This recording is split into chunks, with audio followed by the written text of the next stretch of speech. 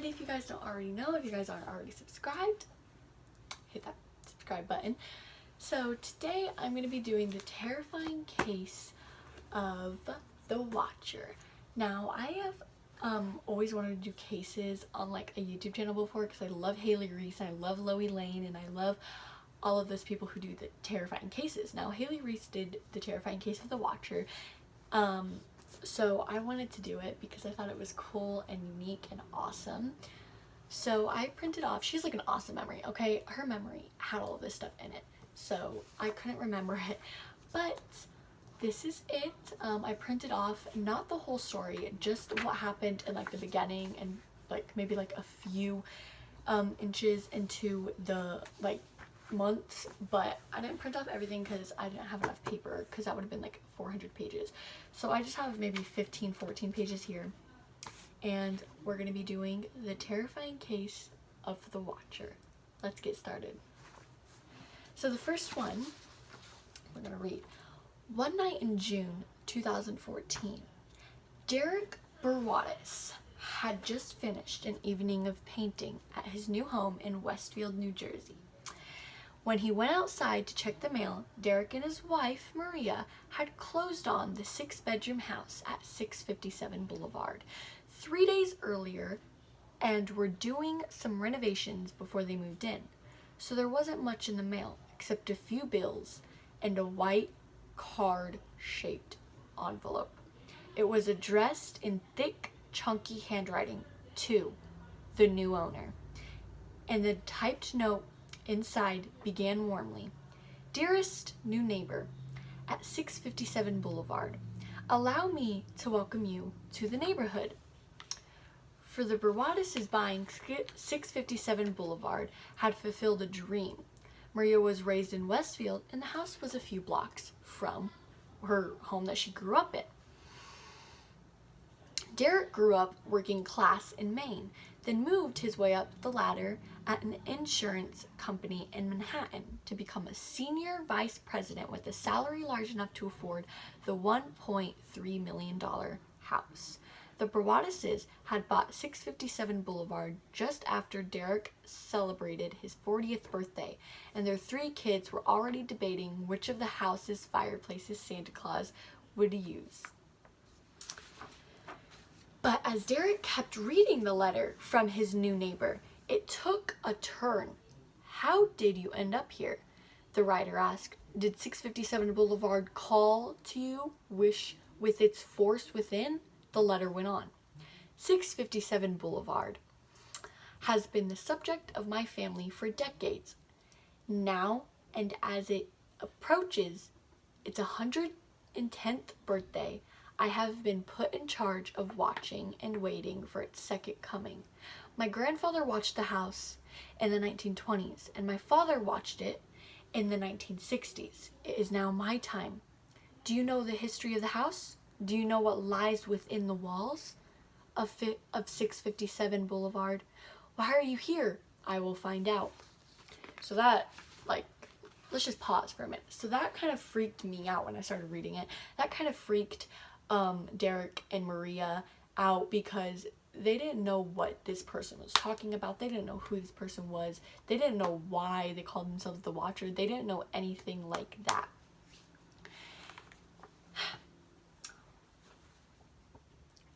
Their children, who were 5, 8, and 10 years old, ran around the backyard with several kids from the neighborhood. The letter writer seemed to have noticed. You have children? I have seen them. So far, I think there were 3 of them. That I have counted, the anonymous correspondent wrote, before asking if there were more on the way. Do you need to fill the house with the young blood I requested? Better for me. Was your old house too small for the growing family? Or was it greed to bring me your children? Once I know their names, I will call to them and draw them to me. So that kind of freaked them out too, because they didn't know what they were getting themselves into. They didn't know how this person knew their kids' names. Knew their kids' ages. They didn't know what this person meant by I will call to them when I figure out their names. They didn't know anything about this. The envelope had no return address. "Who am I?" the person wrote. "There are hundreds and hundreds of cars that drive by 657 Boulevard each day. Maybe I am in one. Look out the windows you can see from 657 Boulevard. Maybe I am in one. Look out any of the many windows in 657 Boulevard at all the people who stroll by each day. Maybe I am one." The letter concluded with the suggestion that this message would not be the last. "Welcome, my friends, welcome. Let the party begin," followed by a signature typed in cursive font, "The Watcher."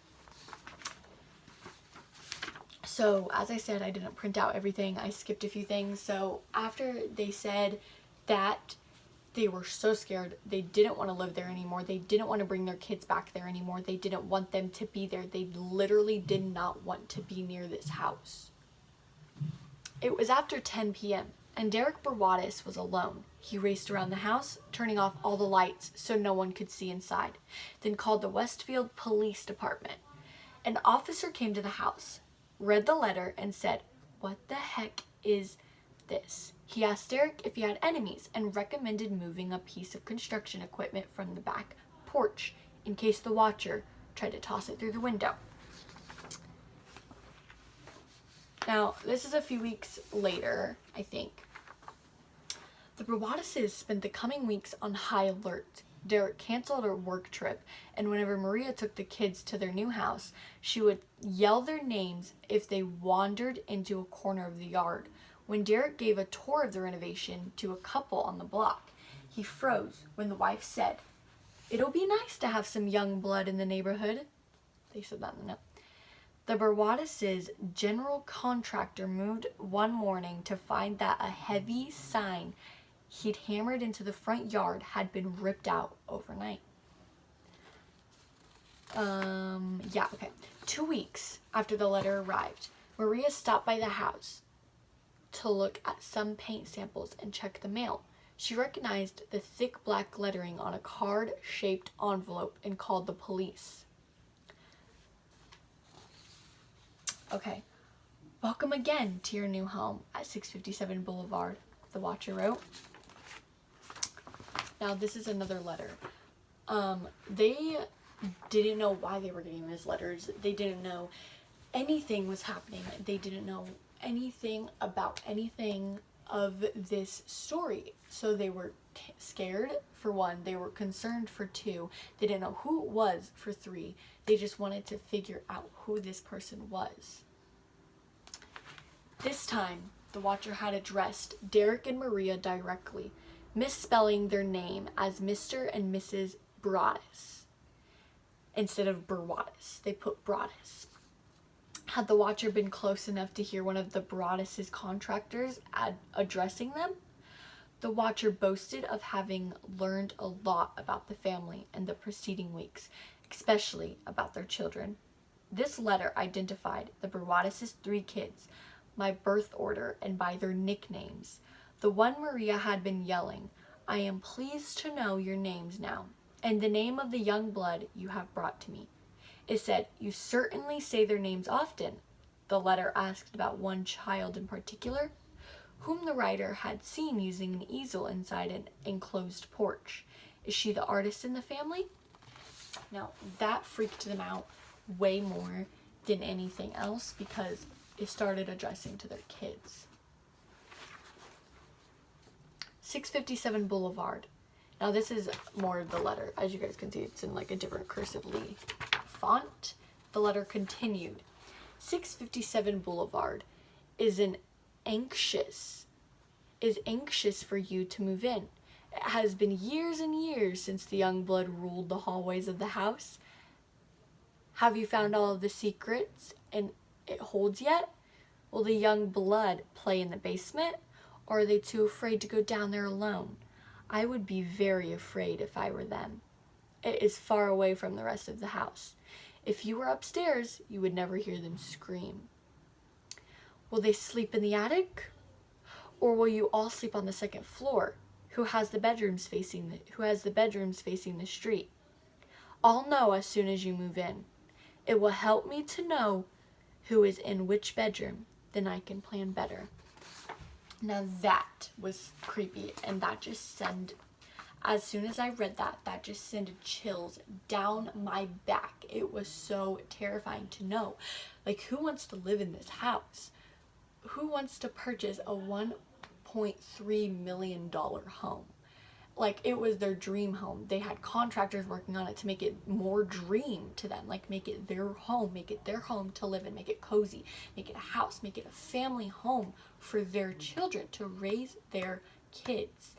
And to come to think that there's somebody stalking them. 2 weeks after that letter had arrived, Maria stopped by the house to look at some paint samples and check the mail. She recognized the thick black lettering on a card-shaped envelope. Wait, I already read this. So I printed that page twice by accident, but I have it in the back of my head about that one. So now another weeks went by. They got another letter, and it was so terrifying to them because they knew their children's real names now. They knew their birthdays, all, as you already know. They said that. This person knew their personal things. They knew what they did. They knew that the eldest daughter was an artist. They knew that their younger daughter was, what was it again? I kind of forgot, but they knew all about their family. They knew their nicknames. They knew all of that. The Broadduses finally got to the point where they didn't want to live here anymore. They wanted to put this house up on the market. Now, the reason why they purchased this house, because first of all, it was their dream home. It was huge. It was next to where Maria used to live. It was beautiful. It was massive. It was $1.3 million. But they didn't want to move into here because of this creepy person. Now, another few days went by, and they went back to go and start some more renovations, as I said. Now, the neighbors, they were talking to the neighbors. They thought that they were so relieved because they thought that the neighbors were stalking them, because there's like a huge house and there's like another huge house right next to them. So they thought that the neighbors were just stalking them. They didn't think anything of like scary or the worst anymore because they thought it was the neighbors. So they called the police. The police checked them out. The police said that there wasn't anything that they could do because they weren't this person writing these letters. Now, before they wanted to put the house up on the market, they actually went back to this house, took their kids, went there, actually slept there. They went to sleep. The dad, again, went around the house, turned off all the lights so nobody could peek through. Before he got to one, he saw out his eldest daughter's window, because this was facing towards the street. He saw out her window, and all he saw was this car parked in front of their house. There was somebody inside of it. It was wearing a black hood, though, so he couldn't really tell who it was. So he turned off that light, ran downstairs, ran outside. The car disappeared. The car was gone. The car was not there anymore. The car was legit gone. So I think it was 1 or 3 weeks that passed by. They got another letter. Now, I don't remember what this one said, so I cannot say that. I'm so sorry. They got another letter, and they got to the point where this was just ridiculous. They wanted to put the house up on the market. So they said, we can't live here anymore. This was supposed to be our dream home, and now it's just terrorizing our children. It's terrorizing us. It's crazy. So before Maria and Derek Broaddus put this house up on the market, they wanted to talk to a few people to see how long this house has even been on the market. Because it didn't say. It did not say how long it's been on there. It should, but it didn't. So they went to some neighbors across the street, asked them, and they said 33 years. And so Derek and Maria Broaddus said, 33 years? Nobody's bought in this house in 33 years? And their neighbor, this woman, said, no, this house has been on here for a really long time. I never see anybody go in and out of this house for 33 years. she said that she's seen a car parked outside of this house every night at 10 o'clock for 33 years. This woman has lived here for so long that she said that she's seen this car every single night, super late, literally at 10 o'clock, midnight, whatever time the car wanted to come by. She's seen it. And so this woman really freaked out Derek and Maria Varvatos. They didn't want to live there, so they ended up putting the house back up on the market. They didn't want this house anymore. They didn't want to see what it looked like. They really did not want to go near this house. So they put it back up on the market. They ended up moving back to their other house. A few weeks go by, and the house mysteriously vanishes off of the market. Now, they get so terrified that they were like, what? This house isn't on here anymore? So they said, okay. So they ended up placing it on this renting a house site. So they ended up renting this house out to a few other people. It was 3 people. It was a mom and a dad and a little baby. And the baby got the room that was facing towards the window. Now, I don't know anything about what happened to this family in this house, but all I know is they didn't care. They wanted to stay there because they needed somewhere to stay. They didn't care. So they rented this house out to this family. This family ended up wanting to buy it. So this family ended up trying to buy it, and they succeeded, and they ended up getting the house. So they ended up moving in, and now I don't know anything about what happened to the watcher at this house. All I know is what happened to Maria and Derek Varvatos. Now that is the terrifying case of the watcher, and I hope you guys enjoyed. That sent chills down my spine whenever I was reading it and talking to you guys about it. I don't know what kind of sick person, they never figured out who it was, first of all. I don't know what kind of sick person who would do that. Like, who would do that? Who sends letters? Who tells them that their grandfather and their dad watched the house in the 1990s? Who says that? I don't know who does that. I don't know what kind of creep, what kind of sick person would do that. I don't know. But that was the terrifying case of the watcher, and I hope you guys enjoyed today's video, and you guys will be getting another video on Friday. I'm not going to be posting, today's Wednesday, so I'm not going to be posting tomorrow, and then you guys will get a video on Friday. I think Friday would be just like a vlog style.